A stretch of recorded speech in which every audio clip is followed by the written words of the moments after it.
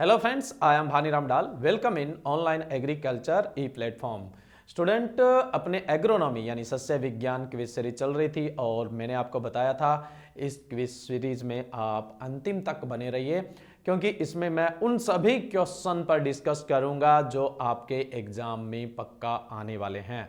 अगर इस quiz series में आप बने रहते हैं तो एग्रोनॉमी से आपके एग्जाम में कोई क्वेश्चन बाहर नहीं जाने वाला है। अपना जो वीडियो का इंटरवल है वो थोड़ा सा ज़्यादा रह रहा है आजकल। उसका कारण ये है कि क्योंकि क्लासेस बहुत ज़्यादा होती है, इस वजह से मैं बहुत जल्दी कोशिश करूंगा कि इसको मैनेज करके आपको रेगुलर वीडियो प्रोवाइड करवाता रहूं। बट जब भी आपके पास वीडियो आएगा तो वो एक बेहतरीन वीडियो ही आएगा। और इस बेहतरीन सीरीज को आगे बढ़ाते हुए आज के अपने इस लेक्चर में भी एग्रोनॉमी यानी सस्य विज्ञान के इंपॉर्टेंट क्वेश्चन पर ही डिस्कस करने वाले हैं अपने। सबसे पहले एक बहुत आसान से क्वेश्चन से मैं आपको लेके चलता हूं। ये क्वेश्चन वैसे भी आपने पहले भी पढ़ रखा होगा।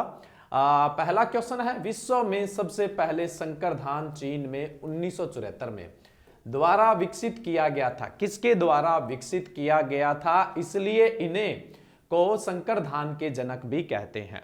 तो विश्व में सबसे पहले संकर धान जो है वो चीन में विकसित किया गया था। कौन से सन में विकसित किया गया था? 1974 में।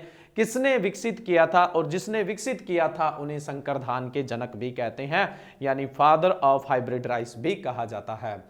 ए ऑप्शन है यहां पर डॉक्टर गुरुदेव सिंह, और बी ऑप्शन है प्रोफेसर लोंग पिंग योन, और सी ऑप्शन है डॉक्टर एम.एस. स्वामीनाथन, और डी ऑप्शन है डॉक्टर एस.के. वसल। देखिए, वैसे तो अपने को एक्यूरेट यहां पे क्वेश्चन याद होना चाहिए, लेकिन मैंने कहा था कहां पर विकसित किया गया है, चीन के अंदर विकसित किया गया है। तो इन चारों में से आप चीनी नाम के आधार पर भी ये क्वेश्चन सही कर सकते हैं। हालांकि अपने को ये चीज नहीं देखनी है, लेकिन फिर भी अगर इस तरह से एग्जाम में क्वेश्चन आ जाता है तो अपने सिक्स सेंस लगाकर भी क्वेश्चन को राइट किया जा सकता है। तो अब देखो, इनमें से चीनी नाम आपको कौन सा दिखाई दे रहा है? प्रोफेसर लोंग पिंग योन। तो इस क्वेश्चन का जो राइट आंसर होगा वो आपका बी ऑप्शन राइट होगा।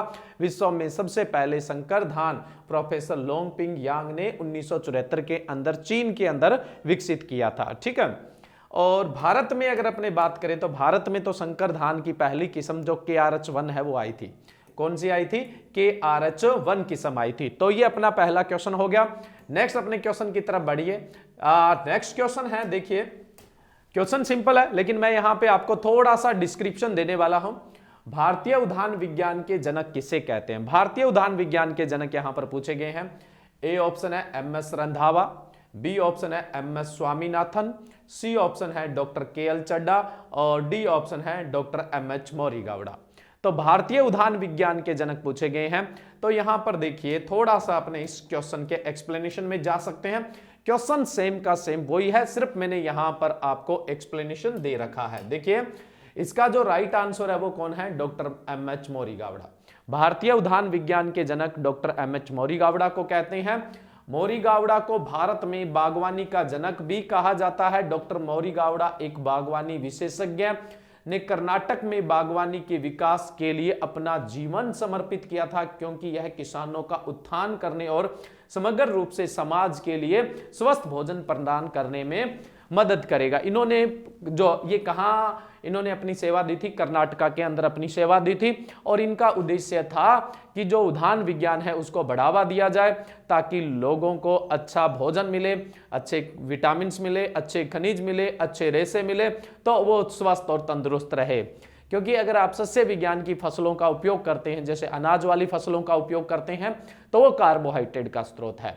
अगर आप दलहनी फसलों का उपयोग करते हैं तो वो प्रोटीन का स्रोत है। तिलहनी फसलों का उपभोग करते हैं तो वसा का स्रोत है। लेकिन विटामिन जो है, खनिज है, रेशे हैं, ये मुख्य रूप से आपको कहां से मिलते हैं? फलों से। देखो, बड़ा सिंपल सा क्वेश्चन है। कई बार आ जाता है कि फल सब्जियां मुख्य रूप से किसका स्रोत होती है? तो फल सब्जियां मुख्य रूप से विटामिन, खनिज और रेशे का स्रोत होती है। क्योंकि कार्बोहाइड्रेट, प्रोटीन और वसा के लिए तो हमें फल सब्जी की जरूरत नहीं है, वो हमें सस्य विज्ञान की फसलों से भी प्राप्त हो सकता है। तो देखो यहां मैंने एक्सप्लेनेशन में बताया था कि डॉक्टर एमएच मोरीगावड़ा ने कर्नाटका के अंदर उद्यान विज्ञान को बहुत ही बढ़ावा देने के पर जोर मारा। इनका यह था कि इससे किसानों की इनकम भी बढ़ेगी, साथ साथ में उनको एक पौष्टिक भोजन भी मिलेगा जिससे स्वस्थ और तंदुरुस्त रहेंगे, और जहां की जनता स्वस्थ और तंदुरुस्त है वहीं पर विकास चलता है, क्योंकि बीमारी के साथ विकास पॉसिबल नहीं होता है। नेक्स्ट अपने चलते हैं अगले क्वेश्चन की तरफ। अगला क्वेश्चन है A history of agriculture in India के लेखक है। A history of agriculture in India, A history of agriculture in India एक प्रसिद्ध बुक है, बहुत सारे कॉम्पिटिटिव एग्जाम में पूछ भी लिया जाता है। तो आपसे पूछ ले कि इस पुस्तक के लेखक कौन है, राइटर कौन है, तो अपने पास ऑप्शन है डॉक्टर आर.एस. परोंदा, बी ऑप्शन है डॉक्टर के.एल. चड्डा, सी ऑप्शन है डॉक्टर एस.के. वसल और डी ऑप्शन है डॉक्टर एम.एस. रंधावा। देखिए ये क्वेश्चन आपने रीड कर लिया होगा, सुन भी लिया होगा। अब हम चलते हैं इसके एक्सप्लेनेशन पे। देखिए इस क्वेश्चन का जो राइट आंसर था वो था डॉक्टर एम.एस. रंधावा।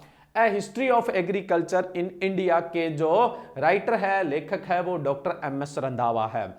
देखिए रंधावा, इनका जन्म 2 फरवरी 1909 और मृत्यु जो हुई थी वो 3 मार्च 1989 को हुई थी। एक पंजाबी सिविल सेवक, वनस्पति शास्त्री, इतिहासकार, कला और संस्कृति के प्रवर्तक और मुख्य लेखक भी रहे हुए हैं। उन्होंने भारत में कृषि अनुसंधान की स्थापना, भारत में हरित क्रांति, पुनर्वास के महानिदेशक के रूप में पंजाबियों के पुनर्वास, चंडीगढ़ शहर की स्थापना और पंजाब की कलाओं के दस्तावेजीकरण और भारत में कृषि के इतिहास में प्रमुख भूमिकाएं निभाई है। इन्होंने अपना रोल प्ले किया इसके अंदर। देखो मैं ये नहीं कह रहा हूं कि जो कृषि अनुसंधान संस्थान की स्थापना है उसमें इनका मुख्य रोल, लेकिन बहुत ही सहायक रोल रहा है। भारत में हरित क्रांति में मुख्य रोल नहीं कह रहा मैं, बहुत ही बड़ा सहायक रोल रहा है। ये एक बहुत ही मशहूर जो है वो राइटर भी रहे हुए हैं, ठीक है। एक जीवनी लेखक गुलजार सिंह संधू ने उन्हें पंजाबी की छठी नदी, पंजाब दा छावन दरिया भी कहा है। एमएस जो रंधावा है, इन्होंने एग्रीकल्चर पर भी बहुत सारा काम किया है। तो ये जो किताब थी A history of agriculture in India, ये भी इनके द्वारा लिखी गई थी। और जनरली आप ऐसा भी पढ़ते हैं कि भारत के अंदर जो अलंकृत बागवानी के जनक कहा जाता है वो भी डॉक्टर एम.एस. रंधावा को कहा जाता है। अलंकृत बागवानी यानी father of ornamental gardening in India, Bharat में अलंकृत बागवानी के जनक भी डॉक्टर एम.एस. रंधावा को ही कहते हैं। और A history of agriculture in India जो पुस्तक लिखी हुई है वो भी डॉक्टर एम.एस. रंधावा की लिखी हुई है। हरित क्रांति में भी इन्होंने अपना योगदान दिया था, कृषि अनुसंधान की स्थापना में भी इन्होंने अपना योगदान दिया था। उसके अलावा इनके ढेरों प्रकाशन हैं जिसमें पंजाब की कला संस्कृति को भी दर्शाया गया है। तो ये एक बहुत ही बड़े साइंटिस्ट रहे हुए हैं, एक बहुत ही बड़े लेखक भी रहे हुए हैं। नेक्स्ट अपने चलते हैं अगले क्वेश्चन पे। अगला क्वेश्चन है राष्ट्रीय किसान आयोग के प्रथम अध्यक्ष बने थे। राष्ट्रीय किसान आयोग के प्रथम अध्यक्ष कौन थे? ए ऑप्शन है यहां पर डॉक्टर गुरुदेव सिंह, बी ऑप्शन है प्रोफेसर लोंगपिंग योन, सी ऑप्शन है डॉक्टर एम.एस. स्वामीनाथन और डी ऑप्शन है डॉक्टर एस.के. वसल। तो देखो भारत में राष्ट्रीय किसान आयोग जो है, नेशनल फार्मर कमीशन, उसके प्रथम अध्यक्ष कौन थे? बड़ा इंपॉर्टेंट क्वेश्चन है। नेक्स्ट अपने इस क्वेश्चन को एक्सप्लेन करते हैं। देखो इसका राइट आंसर तो क्या है, राष्ट्रीय किसान आयोग यानी नेशनल कमीशन ऑन फार्मर्स है। ये इसके जो प्रथम अध्यक्ष थे वो डॉक्टर एम.एस. स्वामीनाथन थे। कौन थे? Doctor MS. स्वामीनाथन थे। यानी इस क्वेश्चन का राइट आंसर क्या है? सी ऑप्शन आपका राइट है। अब थोड़ा सा अपने इसके एक्सप्लेनेशन पे चलते हैं। देखिए राष्ट्रीय किसान आयोग, national commission on farmers, Bharat का एक आयोग है जिसका गठन 18 नवंबर 2004 को हुआ था। आपसे गठन भी पूछ लिया जाए तो ये डेट आपको याद रखनी है, 18 नवंबर 2004 को इसका गठन हुआ था। इसके अध्यक्ष थे वो डॉक्टर एम.एस. स्वामीनाथन थे और इसके द्वारा 5 रिपोर्ट दी गई थी। पहले 4 रिपोर्ट दी थी और अंतिम थी वो 5वीं रिपोर्ट थी। पहले 4 रिपोर्ट का अगर हम बताएं तो पहली जो रिपोर्ट है वो दिसंबर 2004 के अंदर आई, दूसरी जो रिपोर्ट है वो अगस्त 2005 के अंदर आई, तीसरी जो रिपोर्ट है वो दिसंबर 2005 के अंदर आई और चौथी जो रिपोर्ट है वो अप्रैल 2006 में आई थी। उसके बाद जो फाइनल रिपोर्ट आई थी, यानी पांचवी जो रिपोर्ट थी, अंतिम या फिर अपने पांचवी रिपोर्ट की बात करें तो ये आई थी 4 अक्टूबर 2006 को आई थी। ठीक है, ये किसानों के हित के लिए बनाया गया एक कमीशन था जिसमें किसानों के अधिकारों को संरक्षित किया गया था। ठीक है, आज जो किसान आंदोलन चल रहा है उसके अंदर भी आप बहुत बार जो स्वामीनाथन की जो रिपोर्ट है उसके बारे में सुनते होंगे, या राष्ट्रीय किसान जो आयोग है उसके बारे में सुनते होंगे। राष्ट्रीय किसान आयोग क्या है, यानी नेशनल कमीशन ऑन फार्मर्स क्या है, इस पर अपने एक पूरा लेक्चर का भी तैयार करेंगे जिसमें आपको बताएंगे कि इस आयोग की क्यों जरूरत पड़ी थी, इसके अंदर 5 रिपोर्ट के अंदर क्या था और फाइनल रिपोर्ट में क्या तय हुआ था। तो वो सारा अपने एक लेक्चर में डिस्कस करेंगे, बट यहां ऑब्जेक्टिव क्वेश्चन के हिसाब से मैंने आपको इतना बता दिया है कि आपके कॉम्पिटिटिव एग्जाम में अगर क्वेश्चन आता है तो आप क्लियर कर सकते हैं। आपसे यह पूछा जा सकता है इसके प्रथम अध्यक्ष कौन थे, आप बताओगे डॉक्टर एम एस स्वामीनाथन। आपसे पूछा जाए कि इसकी स्थापना कब हुई थी, आप बताएंगे 18 नवंबर 2004 को। आपसे पूछेंगे कि इसकी अंतिम रिपोर्ट कब आई थी, 4 अक्टूबर 2006 को। आपसे पूछेंगे टोटल कितनी रिपोर्ट आई थी, 5 रिपोर्ट आई थी। और बाकी जो 4 रिपोर्ट है उनका भी मैंने यहां पर महीना और साल है वो मेंशन कर रखा है। तो आप अच्छे से इसको याद रखिए। स्क्रीनशॉट लेना चाहते हैं तो आप इसका स्क्रीनशॉट भी ले सकते हैं। बड़ा ही शानदार क्वेश्चन है, ये कॉम्पिटिटिव एग्जाम में पूछा जा सकता है। नेक्स्ट क्वेश्चन है 5 नंबर। देखो 5वां क्वेश्चन क्या है, रेशम कीट पालन के लिए सर्वाधिक उपयुक्त वृक्ष कौन सा है। बड़ा सिंपल सा क्वेश्चन है, बहुत बार आपने पढ़ा भी होगा, लेकिन अपने थोड़ा सा एक्सप्लेनेशन पे जाएंगे, इसलिए मैंने आपको यहां पर यह क्वेश्चन दिया है। देखो रेशम कीट पालन यानी जो सिल्क वॉर्म है उसके पालने के लिए सबसे बढ़िया जो पेड़ है वो कौन सा है।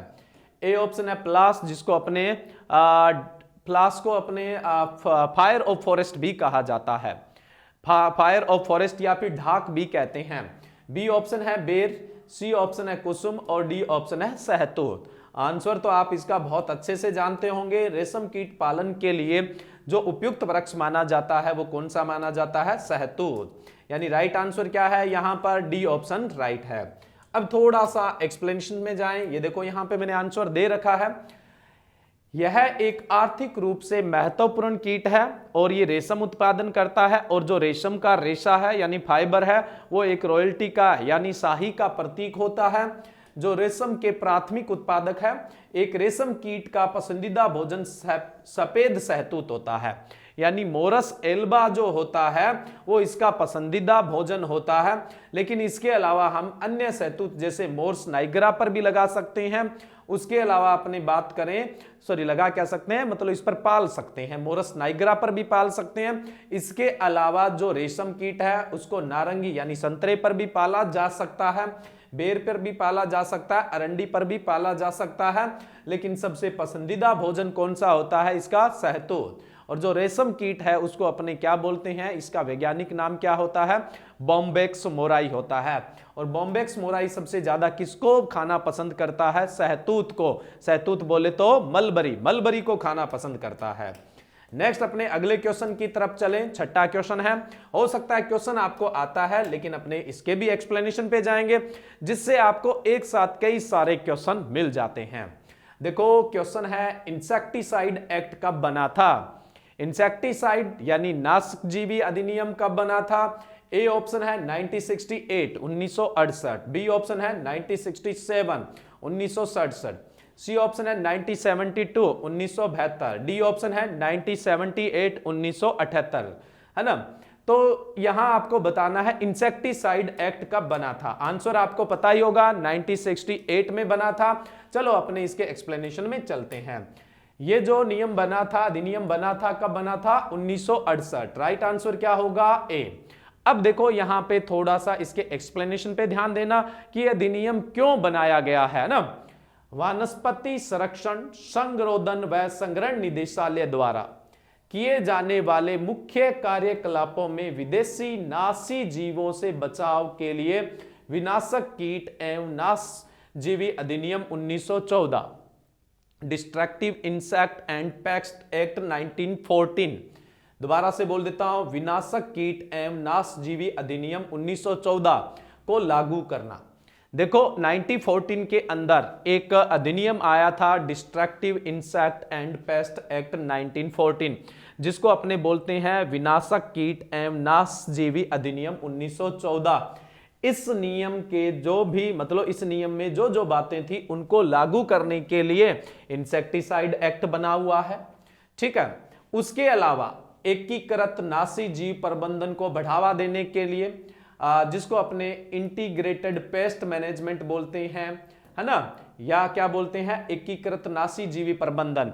जो इंटीग्रेटेड पेस्ट मैनेजमेंट है ये ही पीड़क का यानी पेस्ट के प्रबंधन का एक शानदार तरीका है। तो उसको बढ़ावा देने के लिए कीटनाशकों के आयात, विनिर्माण, विक्रय और प्रयोग को विनियमित करने के लिए कीटनाशी अधिनियम 1968 को क्रियान्वित किया गया है। दोबारा से देखो, जो 1914 में अपने अधिनियम आया था विनाशक कीट एवं नाशजीवी अधिनियम 1914, destructive insect and paste act 1914 के जो भी नियम थे उनको लागू करने के लिए बनाया गया है। इंटीग्रेटेड पेस्ट मैनेजमेंट यानी एकीकृत नाशजीवी प्रबंधन को बढ़ावा देने के लिए, क्योंकि कीटों के नियंत्रण के लिए, पीड़कों के नियंत्रण के लिए, जो भी पीड़क है, चाहे खरपतवार है, चाहे कीट है, चाहे रोग कारक है, उनके प्रबंधन के लिए सबसे बढ़िया जो विधि होती है वो एकीकृत नाशजीवी प्रबंधन होती है। उसको बढ़ावा देने के लिए कीटनाशकों के आयात के लिए, विनिर्माण के लिए, विक्रय के लिए और प्रयोग के लिए, इन सब चीजों को नियंत्रित करने के लिए इंसेक्टिसाइड एक्ट बनाया गया था 1968 के अंदर, 1968 में बनाया गया था। उसके अलावा इसका उद्देश्य अनुसूचित रेगिस्तान क्षेत्र में रेगिस्तानी टिड्डी पर निगरानी रखना और उस पर नियंत्रण करना तथा प्रशिक्षण के माध्यम से वनस्पति संरक्षण में मानव संसाधनों का विकास करना भी इसका उद्देश्य होता है। तो आपसे पूछ ले कि जो इंसेक्टिसाइड एक्ट 1968 यानी नाशजीवी अधिनियम 1968 है उसके उद्देश्य क्या है, तो मैंने आपको इसके उद्देश्य बता दिए हैं। इसके एक्सप्लेनेशन में आपको बहुत सारे क्वेश्चन मिल गए अगर आप इस पे गौर करोगे। एक तो मैंने बता दिया विनाशक कीट एवं नाशजीवी अधिनियम कब आया था, 1914 के अंदर आया था, destructive insect and paste act. उसके अलावा यहां पे इसके उद्देश्य क्या है वो भी बात हो ही गई है अपनी। अब नेक्स्ट अपने चलते हैं, अगला जो क्वेश्चन है अच्छा क्वेश्चन है, वैसे आपको हो सकता है क्वेश्चन आता हो। ये सर्वप्रथम शाकनाशी का उपयोग किया गया था, सबसे पहले जो हर्बिसाइड है उसका उपयोग कब किया गया था। ऑप्शन है आपके सामने, ए ऑप्शन 1944 1944, बी ऑप्शन है 1946 1946, सी ऑप्शन है 1964 1964 और डी ऑप्शन है 1972 1972 यानी 1972 1972। तो देखो सबसे पहले शाकनाशी यानी जो हर्बिसाइड है उसका उपयोग तो किया गया था 1946 के अंदर, 1946 के अंदर किया गया था। राइट आंसर क्या है, बी ऑप्शन राइट है।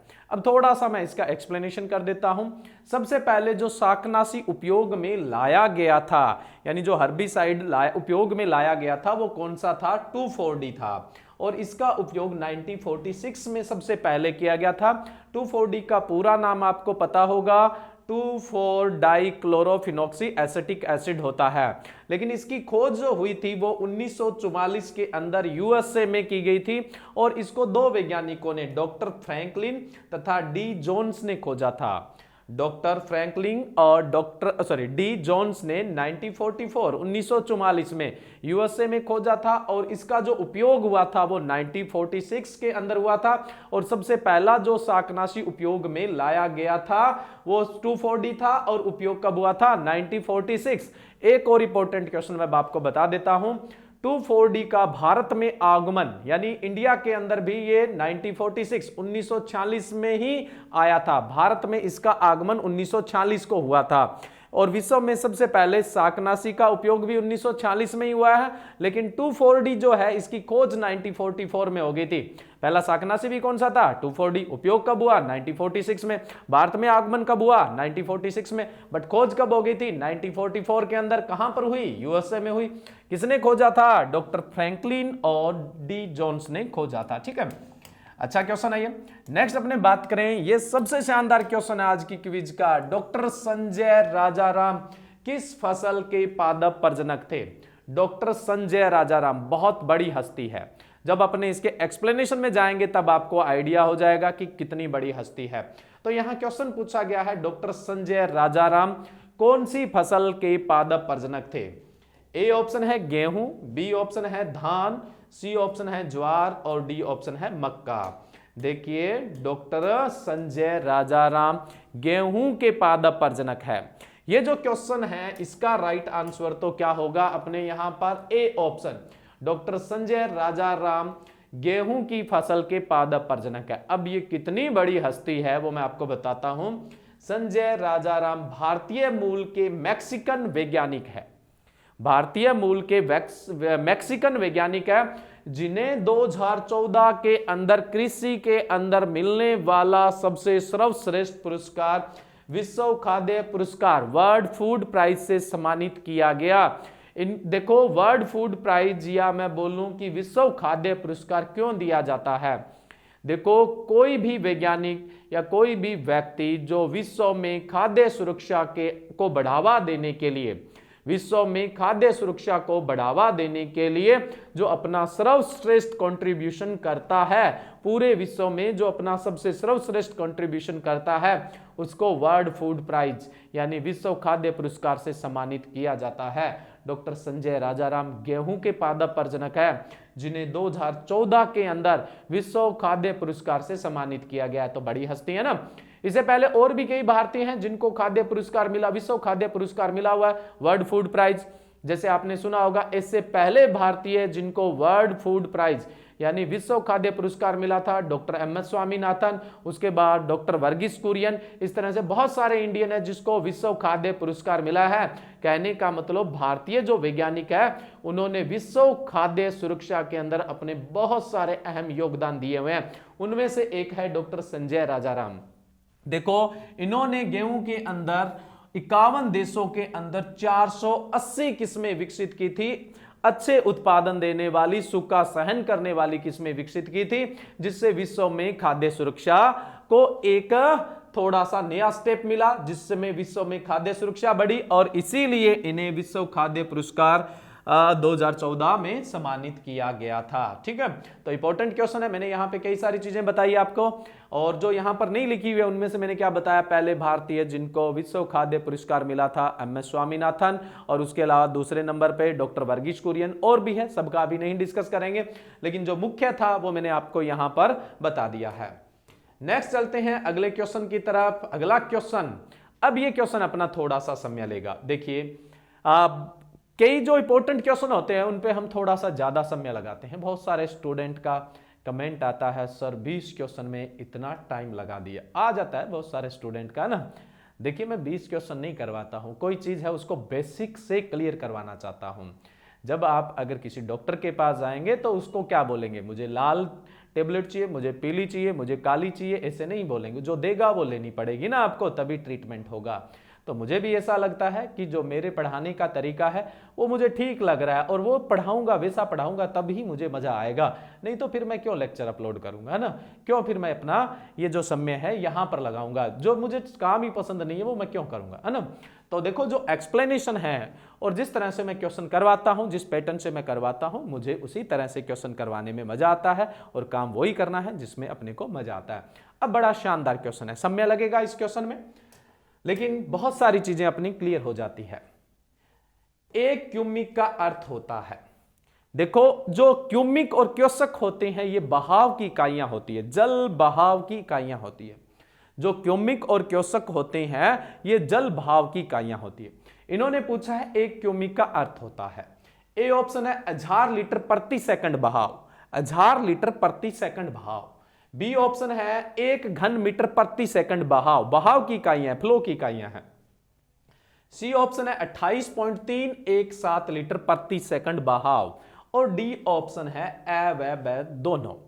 तो देखिए पहले तो मैं बताता हूं इस क्वेश्चन का राइट आंसर होगा वो डी ऑप्शन राइट होगा।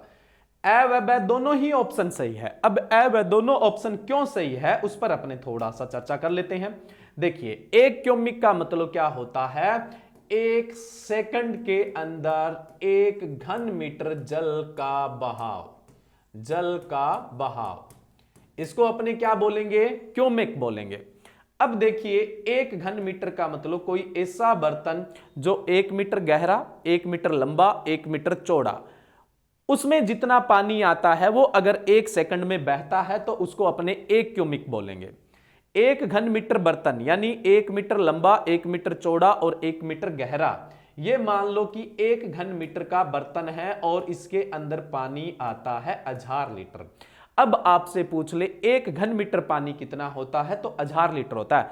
1 cubic metre water equal to 1000 litre water, है ना, 1000 लीटर होता है। 1 घन मीटर बोल दें या 1000 लीटर बोल दें, एक ही बात है। क्यूबिक है वो जल बहाव की इकाई है।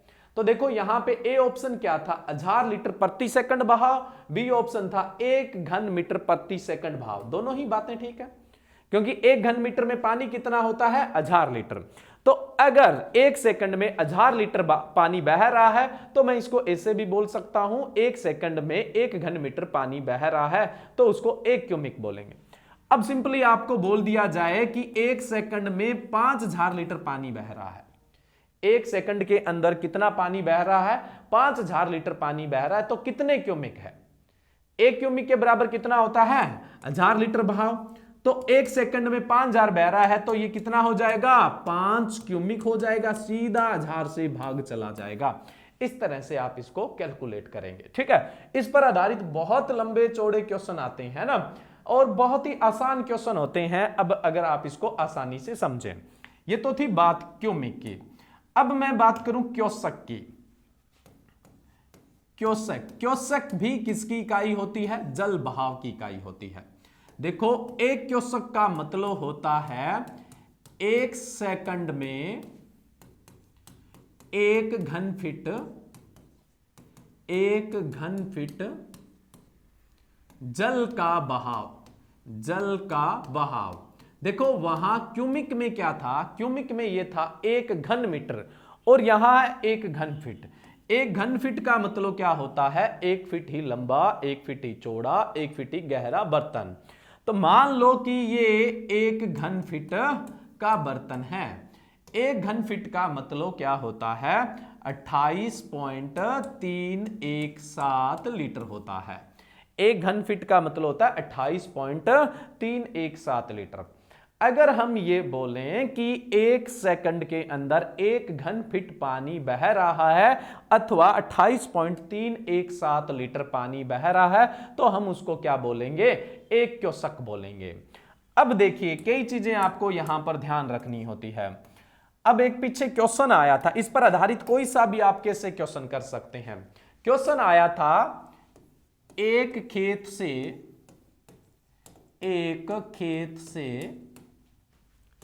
1 क्यूबिक, 1 खेत से 1 क्यूबिक जल निकास, जल निकास भी तो बहाव ही एक, जल निकास होता है तो 1 दिन में होने वाले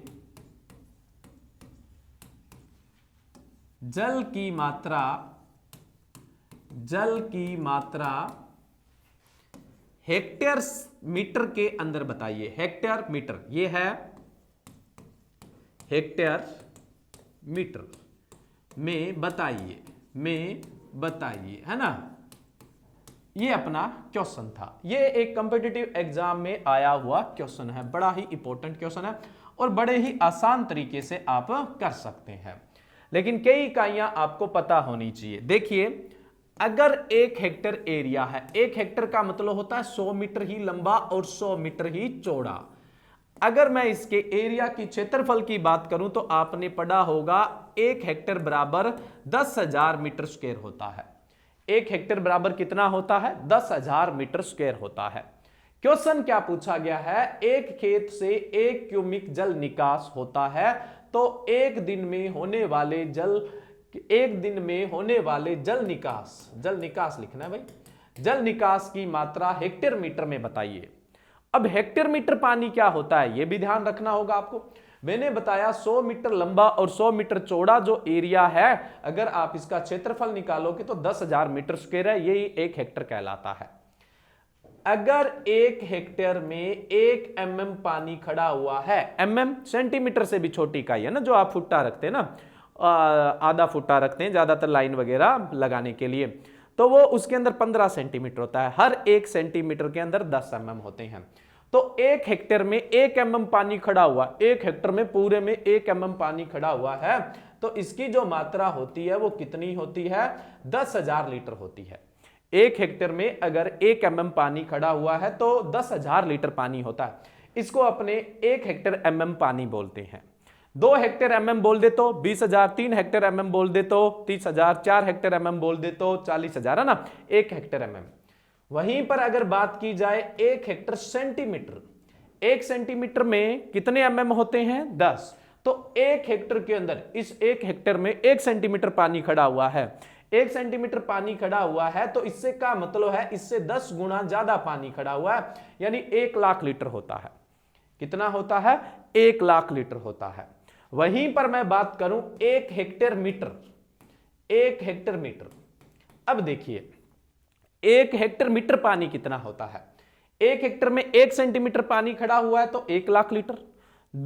अगर 1 हेक्टेयर में 2 सेंटीमीटर पानी खड़ा हुआ है तो 2,00,000 लीटर। 1 हेक्टेयर में 3 सेंटीमीटर पानी खड़ा हुआ है तो 3,00,000 लीटर। इस तरह से अपने निकाल सकते हैं।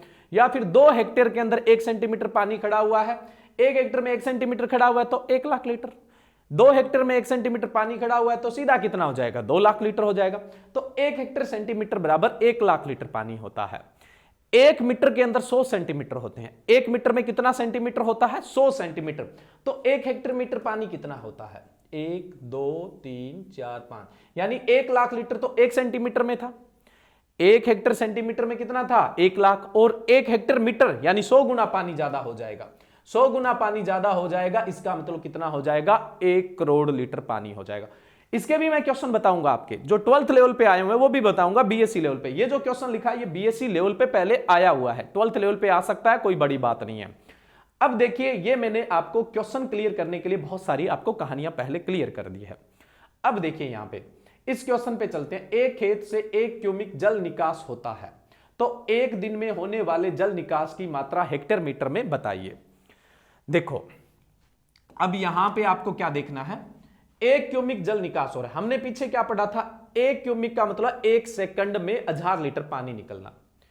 1 सेकंड में कितना पानी बहाव हो रहा है? 1000 लीटर। 1 सेकंड में 1000 लीटर हो रहा है। 1 मिनट में कितना होगा? 1 मिनट में कितने सेकंड होते हैं? 1 मिनट के अंदर 60 सेकंड होते हैं।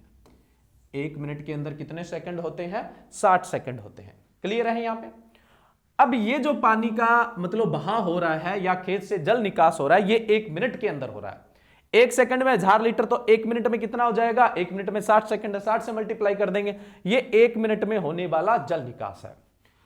अब मैं बात करूं 1 घंटे में कितना जल निकास होगा। ये जो मैंने यहां पे बताया है ये कितने का है? 1 मिनट का था। 1 मिनट का जल निकास है ये। 1 मिनट में इतना जल निकास होता है, ये इतना सा 1000 × 60। 1 घंटे में कितने मिनट होते हैं? 60, तो 60 से मल्टीप्लाई कर दिया। अब ये जो जल निकास है ये कितने समय में हो रहा है? 1 घंटे के अंदर हो रहा है। कितने में हो रहा है? 1 घंटे के अंदर हो रहा है। ये जो जल निकास की मात्रा आएगी ये 1 घंटे में होने वाला जल निकास है। 1 घंटे में होने वाला जल निकास है। क्लियर है यहां पे? अब देखिए ये 1 घंटे में होने वाला जल निकास है। इसने पूछा है 1 दिन में कितना जल निकास होता है। 1 दिन में कितने घंटे होते हैं भाई? 24 घंटे होते हैं। तो इसको अपने कितने से गुणा कर देंगे? 24 से गुणा कर देंगे। कितने से मल्टीप्लाई कर दिया जाएगा? 24 से मल्टीप्लाई कर दिया जाएगा। अब अपने इसको जब 24 से मल्टीप्लाई करेंगे तो आंसर कितना आएगा? देखो मैं दोबारा से एक्सप्लेन कर देता हूं एक बार, लेकिन इस क्वेश्चन को विशेष रूप से समझने की जरूरत है। इसने क्या बोला कि खेत से जो जल निकास है वो कितना हो रहा है? 1 क्यूबिक, यानी 1 सेकंड में 1000। 1 मिनट में कितना हो जाएगा? 1000 × 60। और 1 घंटे में कितना हो जाएगा? कितना हो जाएगा? × 60 और लिख देंगे। और अब आपसे पूछ लिया 1 दिन में कितना हो जाएगा, तो 1 दिन में यानी × 24 कर देंगे। अब आप इसकी कैलकुलेशन करेंगे। अब आप इसकी कैलकुलेशन करेंगे तो देखो उत्तर क्या आएगा।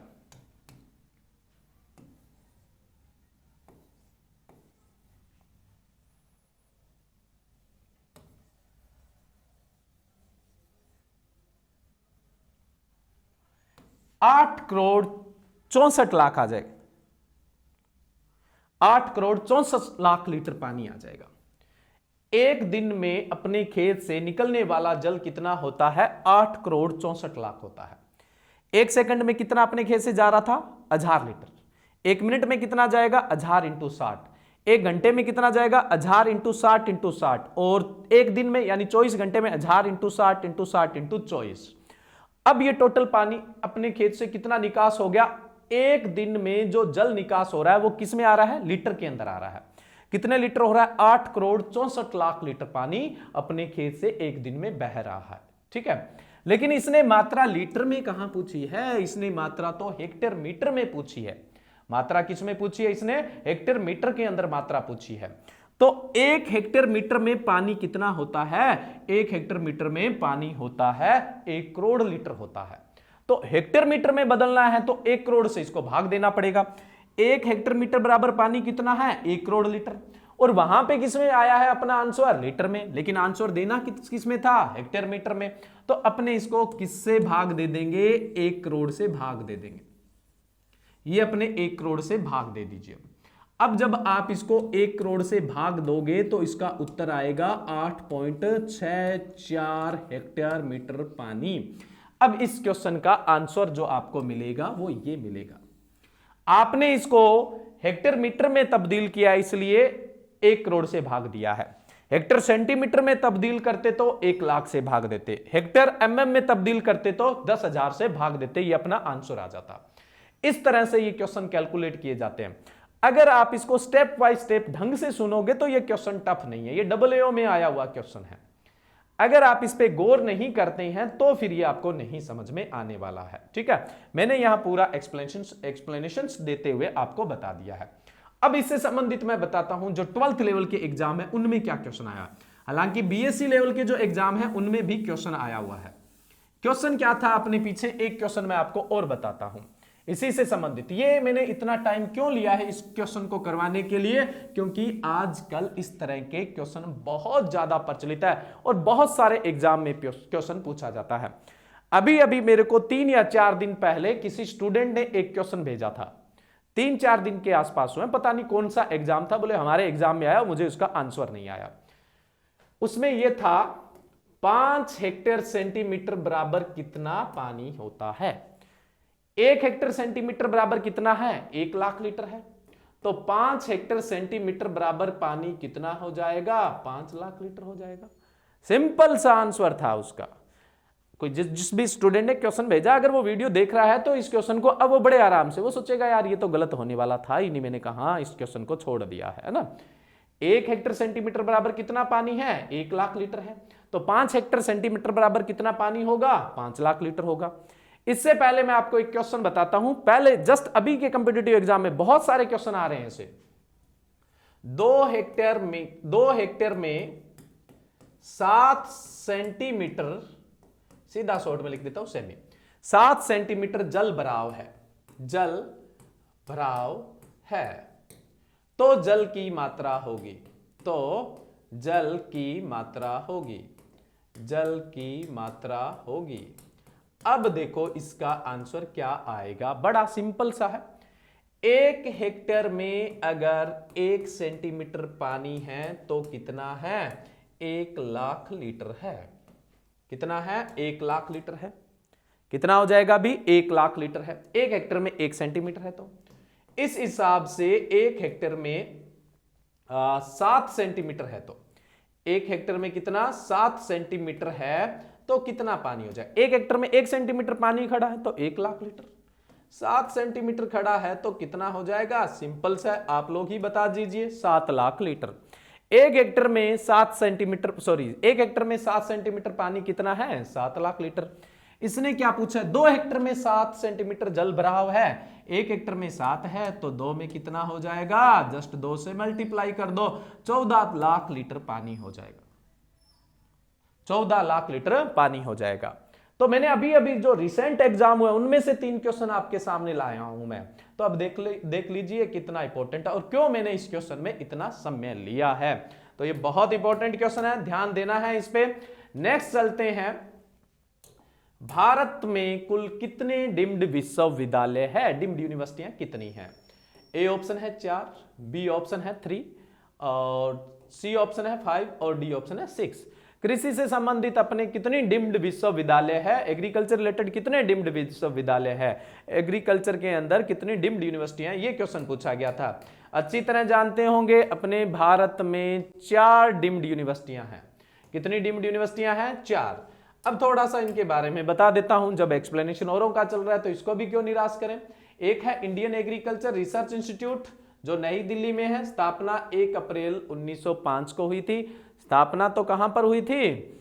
समस्तीपुर के अंदर हुई थी, बिहार के अंदर, बट 1936 के अंदर नई दिल्ली में इसको ट्रांसफर कर दिया गया, तो अभी तो पुस्सा नई दिल्ली के अंदर ही है।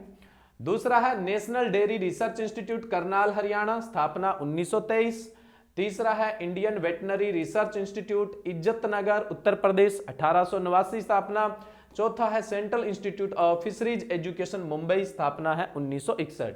ये 4 जो है वो एग्रीकल्चर में डीम्ड यूनिवर्सिटियां हैं जिनका उच्च दर्जे का शिक्षा है, जो बहुत ही अपेक्स बॉडी है शिक्षा के अंदर और इवन रिसर्च के अंदर ही उन्हें ही डीम्ड का दर्जा दिया जाता है। तो ये 4 डीम्ड यूनिवर्सिटीज है, ठीक है। नेक्स्ट अपने चलते हैं 11 नंबर क्वेश्चन। अब देखो पीछे वाले क्वेश्चन में हमने थोड़ा ज्यादा समय लिया है, अब मैं थोड़े से सिंपल क्वेश्चन लेके आ रहा हूं जो आपको भी आते होंगे, कॉन्फिडेंस लेवल भी बढ़ाएंगे। देखो एक चीज मैंने नोट की है कि अगर आप ऐसे क्वेश्चंस करवाते हैं जो आपको आते हैं तो आप बड़े खुश होते हैं, लेकिन ये आपके साथ जायज नहीं होता है। जो क्वेश्चन आपको आते हैं वो क्वेश्चन करवाए जाए तो आप बड़े खुश होंगे, गुरुजी ने 20 क्वेश्चन करवाए मुझे 19 आए हैं। अरे वो 20 क्वेश्चन जो तुम्हें 2-4 ही आते हैं वो करवाएं तो बड़ा मजा आएगा, क्योंकि जो नहीं आते थे वो भी आपने सीख लिए, जो नहीं आते थे वो भी आपने सीख लिए। बट ट्रेंड ही ऐसा बना हुआ है ना, यूट्यूब पे, फेसबुक पे, व्हाट्सएप पे या आजकल टेलीग्राम, बहुत सारे चैनल चलते हैं, उनके अंदर वो क्वेश्चन जिसमें स्टूडेंट को आते हैं वो उसको ज्यादा अटेम्प्ट करना चाहता है और उसको ऐसे लगता है कि वो बहुत बेहतरीन दौर में है, बेहतरीन दौड़ के अंदर है। लेकिन ऐसे क्वेश्चन आने चाहिए जो एग्जाम में आए और जो आपको एक आईना दिखाए भी हमें अभी तैयारी की और ज्यादा जरूरत है, तो उन्हीं क्वेश्चनों पर विशेष ध्यान देना चाहिए। लेकिन जब टफ क्वेश्चन आते हैं स्टूडेंट का इंटरेस्ट थोड़ा सा खत्म हो जाता है, लेकिन ये जायज नहीं। नॉलेज गेन करना है तो एफर्ट तो लगाने पड़ेंगे, मेहनत करनी पड़ेगी आपको। क्वेश्चन है कुसुम का कुल है, कुसुम का कुल A option Brassicaceae, B option Fabaceae, C option Asteraceae और डी ऑप्शन टीलेसी। देखो कुसुम का जो एस्टर होते हैं उनका कुल जो होता है वो एस्ट्रेसी होता है। एस्ट्रेसी का दूसरा नाम कौन सा होता है? कंपोजिटी। जैसे आपने पढ़ा होगा सूरजमुखी है उसका कुल भी एस्ट्रेसी या कंपोजिटी है, गुलदावदी है उसका भी एस्ट्रेसी या कंपोजिटी है, गेंदा है उसका भी कुल कंपोजिटी यानी एस्ट्रेसी है। तो जो एस्टर है उन सब का कुल एस्ट्रेसी या कंपोजिटी होता है, इसका दूसरा नाम है कंपोजिटी। नेक्स्ट क्वेश्चन है अरंडी में लैंगिकता पाई जाती है, यानी किस तरह की लैंगिकता यानी सेक्स एक्सप्रेशन देखने को मिलता है। ए ऑप्शन है एकलिंगी यानी डायोसियस, बी ऑप्शन है द्विलिंगी यानी मोनोसियस, सी ऑप्शन है उभयलिंगी यानी हर्माफ्रोडिडेट और डी ऑप्शन है गायनोडायोसियस। देखो जो अरंडी होती है उसमें जनरली क्या होता है, एक ही पौधे पर नर व मादा पुष्प अलग अलग स्थान पर उपस्थित होते हैं। एक ही पौधे पर नर व मादा स्थान अलग अलग जगह उपस्थित होते हैं, उसको हम क्या बोलते हैं? द्विलिंगी बोलते हैं और अंग्रेजी में मोनोसियस बोलते हैं। तो जो अरंडी के अंदर लैंगिकता है वो कैसी है? द्विलिंगी यानी मोनोसियस। जैसा कि आप मक्का में देखते हैं, आंवला में देखते हैं, अखरोट की कुछ किस्मों में देखते हैं, पेक्कानट में देखते हैं, तो आप क्या देखते हैं? द्विलिंगिता देखते हैं। उसके अलावा जैसे कद्दू वर्गीय सब्जियां हैं उनके अंदर भी आपको द्विलिंगिता या फिर मोनोसियस नेचर देखने को मिलता है। एक एग्जाम्पल नहीं, मैंने बहुत सारे आपको एग्जाम्पल गिना दिए हैं। और ऐसे पौधे जिनके अंदर क्या होता है, एक ही लिंग के पुष्प होते हैं, या तो नर होता है या मादा होता है, उसको अपने क्या बोलेंगे? एक लिंगी या डायोसियस। जैसे आपने बहुत शानदार एग्जाम्पल पढ़े होंगे, पपीता और खजूर का एग्जाम्पल पढ़ा होगा ना। और ऐसे पौधे जिनके एक ही फूल में नर व मादा दोनों उपस्थित होते हैं यानी बाइसेक्सुअल फ्लावर्स पाए जाते हैं, उनको हम क्या बोलते हैं? उभयलिंगी बोलते हैं। उभयलिंगी तो बहुत सारे एग्जाम्पल है ना। नेक्स्ट चलते हैं अगले क्वेश्चन की तरफ। अगला क्वेश्चन है अरंडी का कुल है, अरंडी का कुल बताना है भी आपको। ए ऑप्शन है लेग्यूमिनेसी, नाम सही नहीं लिखा हुआ, समझ गए होंगे आप, लेग्यूमिनेसी। बी ऑप्शन है कंपोजिटी, सी ऑप्शन है यूफोरबिएसी और डी ऑप्शन है पेडोलिएसी। तो अरंडी का जो कुल है वो यूफोरबिएसी है, यहाँ पे सी ऑप्शन आपका राइट है। यूफोरबिएसी में रतनजोत भी आता है, यूफोरबिएसी में कसावा भी आता है, यूफोरबिएसी में आंवला भी आता है। तो इसके साथ के भी एग्जाम्पल मैंने बता दिए हैं। नेक्स्ट है 14 नंबर क्वेश्चन, अलसी में तेल की मात्रा कितनी होती है?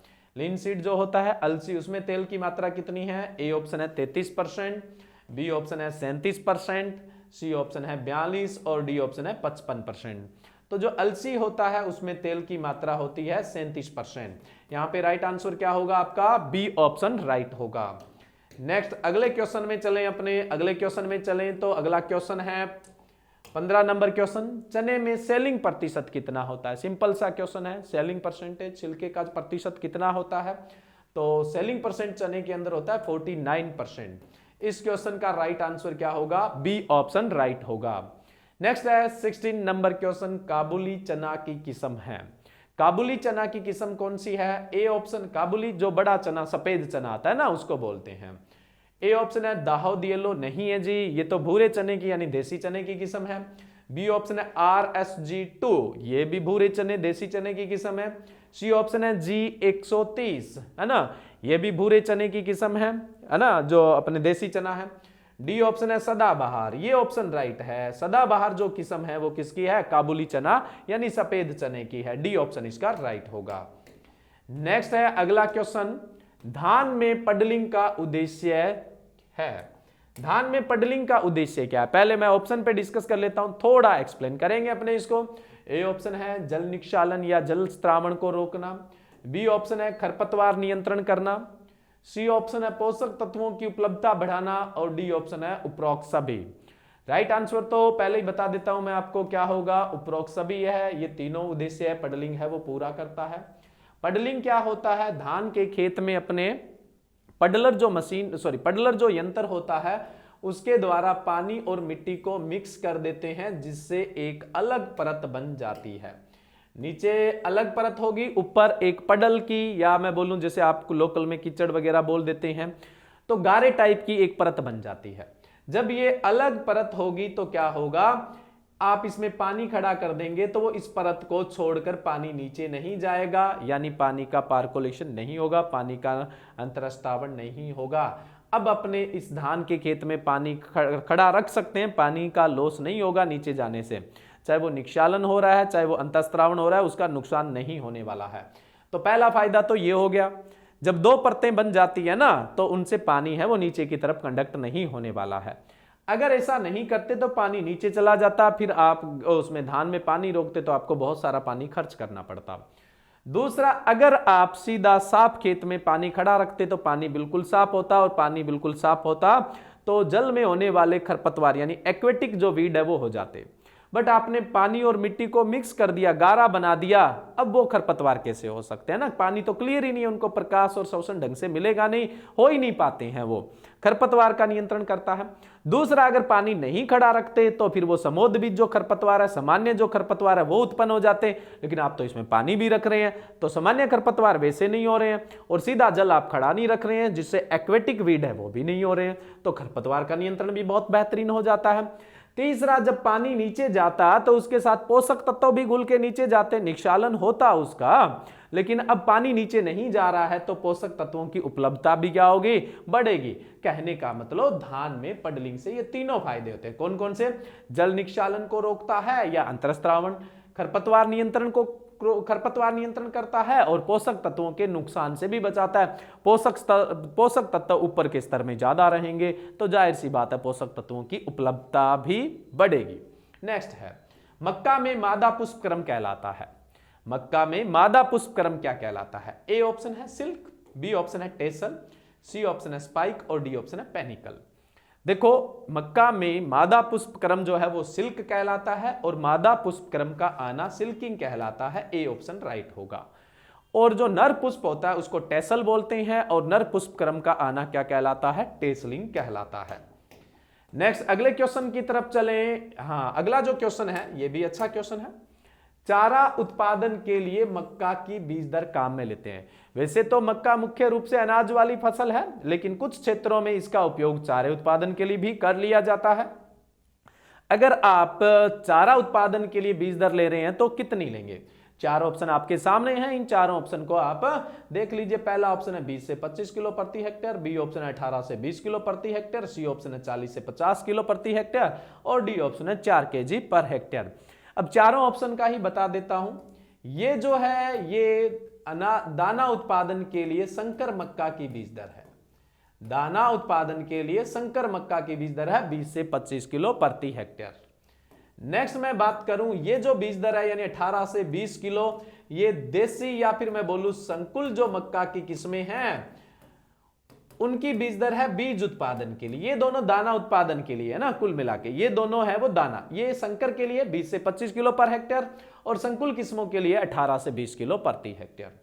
40 से 50 केजी प्रति हेक्टेयर जो बीज दर है वो मक्का से चारा उत्पादन के लिए है। तो इस क्वेश्चन का राइट आंसर तो क्या होगा जी? सी ऑप्शन आपका राइट होगा। नेक्स्ट, अब डी को अपने क्यों छोड़ते हैं ना, ये बुरा मान जाएगा।